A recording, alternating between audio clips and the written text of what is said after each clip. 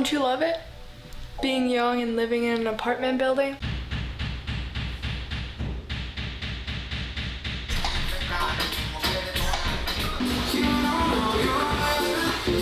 Hi everyone, my name is Anouk. Thank you so much for clicking on my video. Welcome to my new channel, Anuka Matata. Super original. Before the pandemic, I was traveling alone for 6 months around Asia, and obviously on my to-do list there was Bali, so that was the second place that I went. And sadly, I was very, very, very disappointed.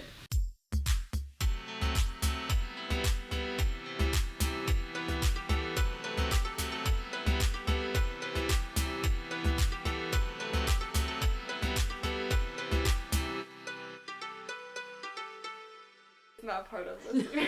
So I was expecting Bali to be this little cute island with a lot of nature, a lot of surf, everyone walking barefoot, where there's no one and you can run naked and see a bunch of hot surfers. Well, I'm not gonna lie about that. There was quite a lot of hot people.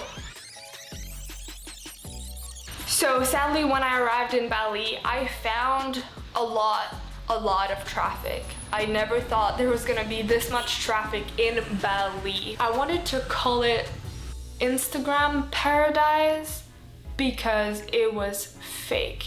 Everything was perfect to take pictures, so on the pictures everything looks amazing, but then when you look the other way, it's just full of trash and people and traffic and scooters everywhere, and it's loud. What do you prefer?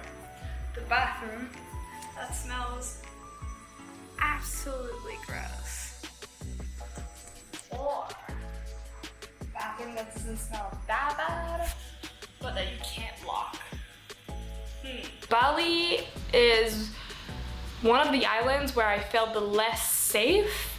I got my phone stolen out of my hand when I was on a scooter the first night, so that wasn't a good start. And then later on, I heard about stories of just guys passing on scooters and just cutting your purses off of you and stealing, you know, your wallets and everything you have. So I definitely didn't feel safe just walking around alone at night, which to me that's a really huge deal because I was traveling alone.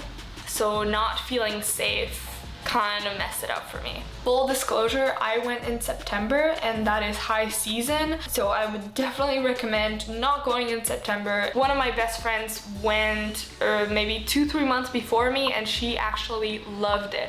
If I went back to Bali, this is how I would do it. I would rent a little cabin in the north of Bali, so away from all the places that I visited, in the jungle with the animals and nature, and then I would rent a scooter and then just go visit the little towns and go exploring, go surfing with the scooter, but then whenever I'm done socializing I can go back to my little mountain away from all the touristic stuff, but then still obviously go exploring the beautiful places that Bali has, because I won't lie, Bali is gorgeous. Now I'm going to talk a little bit about all the towns that I visited while I was there. The first one was Uluwatu. Uluwatu, I believe, is the most hipster place, the most beautiful restaurant, the most expensive bars, beautiful views. If you're gonna stay there, you definitely need a scooter. So one of the things that I really liked about Uluwatu was the waves. The waves were beautiful, amazing, and huge. Sadly, I am a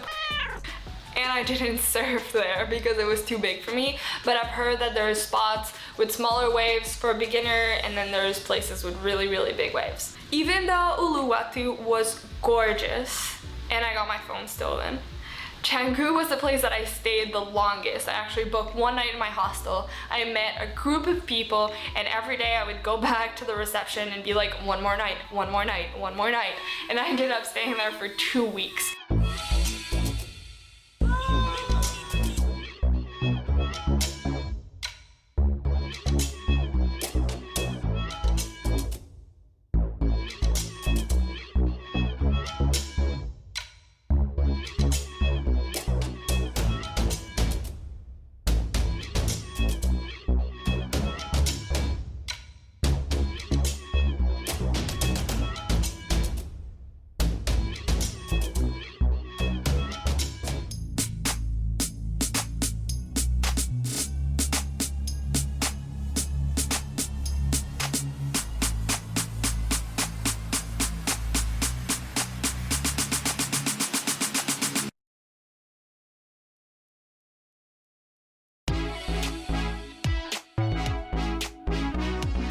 We stayed in this hostel called the Castle Canggu, and it was amazing. We could jump in the pool from the rooftop, and we had so much fun just cooking and hanging out and drinking and swimming in the pool.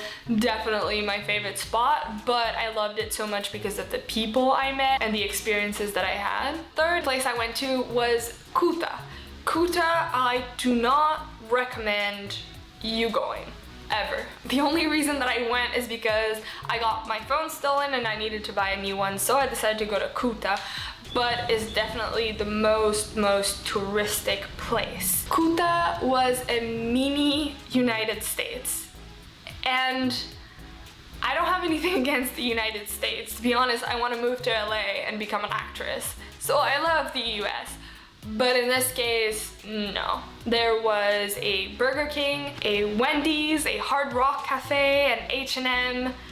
I mean, cool, but don't go to Bali and go to Burger King. Like, come on, come on. The thing that I hated the most about Kuta is that I would walk on the beach for maybe 10 minutes, and in those 10 minutes, at least 6 people would stop me to sell necklaces, to offer surf classes, to sell drugs, which in Asia is like a big no-no. Places around Bali that I loved. Number 1 was Lombok. I actually stayed in Lombok for 2 weeks because I did a surf camp there.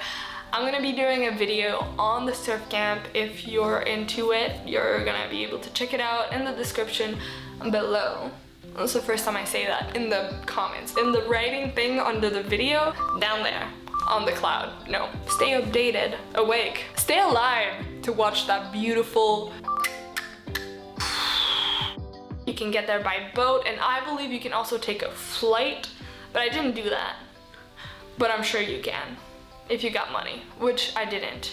I believe that Lombok will be the next Bali. It's slowly turning into that, but I definitely enjoyed it because it wasn't as touristic. It still had bars and hostels and hotels and whatnot, but it wasn't Bali yet. So that's why it's a perfect time to go now before it turns into the big thing that Bali is now. The best surfing that I did in Indonesia was in Lombok. I won't lie, I was surfing 3 times a day, so if I didn't have the best surf in Indonesia there was a problem, but I loved it. It was my first surf camp ever, and it was really fun. The second place I recommend you go after Bali is the Gili Islands. There's 3. There's Gili Air, which I stayed at. There's Gili Meno and Gili T. Gili T, the real name is actually Gili Traiwangan or something like that, but because it's so complicated to say, people just say Gili T. Gili T is the biggest island, is the place where you go if you want to party. Obviously, I didn't go there because I don't like to party.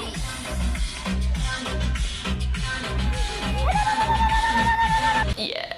Now, Gili Air, where I stayed, it was the smallest island and it was known for honeymoons. I don't know why I went there, but it was filled with couples, which kind of made me feel like shit because, you know, I was alone. But it was definitely my favorite place in Indonesia. I used to wake up in the morning, walk about 10 minutes across the island, go look at the sunrise. It was beautiful, the most beautiful sunrises I've ever seen in my life. And then at night, walk the other side of the island another 10 minutes and look at the sunset.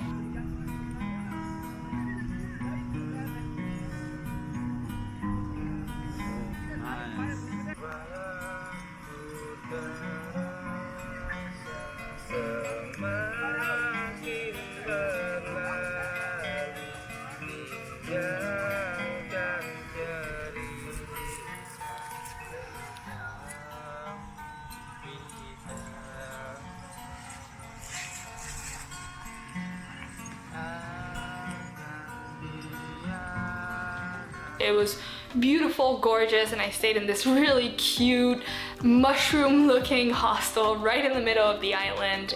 You can do some snorkeling, you can enjoy the beautiful sunrise and sunset, you can go swimming. The water is beautiful. There was a bunch of kids swimming in the water, and it was definitely one of the highlights of my stay in Gili Air. So even if Bali wasn't exactly what I hoped, I still had a lot of fun and I would recommend you check it out. But at the end of my trip, I still found a little island that became my little Bali. It's called Siargao and it's in the Philippines. It's actually the last country that I visited. So I ended my trip in this beautiful island. I had the best surf of my life there. It was everything that I hoped Bali would be.